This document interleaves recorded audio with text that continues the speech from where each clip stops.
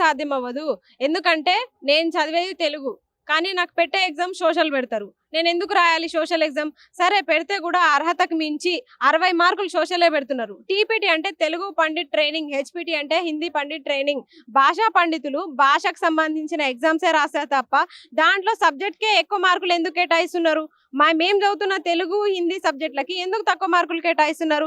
అలాగే బయోసైన్స్ వాళ్ళకి. వాళ్ళు చదివేది బయోసైన్స్ బీఎడ్‌లో. 2 సంవత్సరాలు బయోసైన్స్ చదివిన వాళ్ళకి టెట్‌కొచ్చేసరికి మ్యాథ్స్, ఫిజిక్స్, కెమిస్ట్రీ ఇవన్నీ క్వెషన్ పేపర్‌లో ఎందుకు యాడ్ చేస్తున్నారు? ఈ సబ్జెక్ట్‌లకు సంబంధించిన క్వెషన్సే వాళ్ళకి 45 క్వెషన్స్ దాకా ఉంటున్నాయి. ఒక 15 క్వెషన్స్ మాత్రమే బయోసైన్స్ వాళ్ళకి బయోసైన్స్ ఉంటుంది. ఇది ఎంత అన్యాయం అండి? మేము చదువుకున్న సబ్జెక్ట్‌లో కాకుండా వేరే సబ్జెక్ట్‌లో మేము ఎగ్జామ్ ఎట్లా రాయగలుగుతాము? మా స్కోర్ ఎట్లా పెరుగుతది?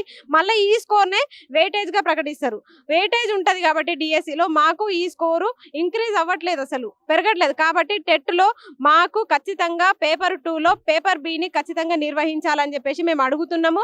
ఇది మేము కొత్త కోరిక కాదు. ఆల్రెడీ పక్క రాష్ట్రమైన ఆంధ్రప్రదేశ్ ఇలాగే నిర్వహిస్తుంది. అవసరమైతే ఆ జీవోని చూడండి.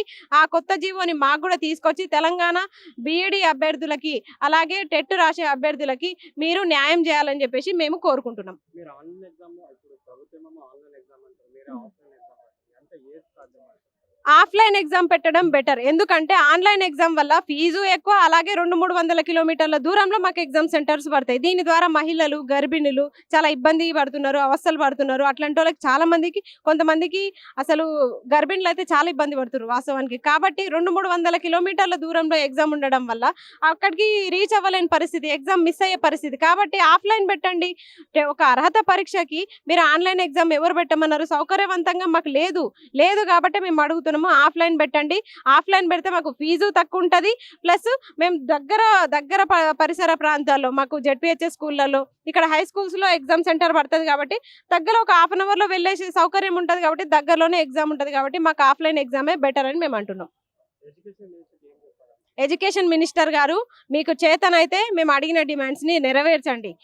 మేము కొత్త డిమాండ్స్ అడగట్లే. పక్క రాష్ట్రాలు ఆల్రెడీ ఇవి ఇంప్లిమెంట్ చేస్తున్నాయి. మీకు చేత కాకపోతే రాజీనామా చేయండి. విద్యాశాఖ మంత్రిగా రాజీనామా చేయండి. కొత్త విద్యాశాఖ మంత్రిని మేము ఎన్నుకుంటాము. ఎవరైతే సమర్థులో పార్టీలో వాళ్ళని మేము ఎన్నుకుంటాము. మీ వల్ల కాకపోతే, మీరు చేత కాకపోతే దిగిపోండి, రాజీనామా చేసేయండి. మిగతా 3 మంత్రి పదవులు మీ దగ్గర ఉంటాయి కదా, ముఖ్యమంత్రి కదా మీరు, అట్లనే ఉండండి. విద్యాశాఖ మంత్రి మీ దగ్గర ఎందుకు పెట్టుకున్నారు? మీరు విద్యాశాఖ మంత్రికి ఏ పార్టీ న్యాయం చేస్తున్నారు?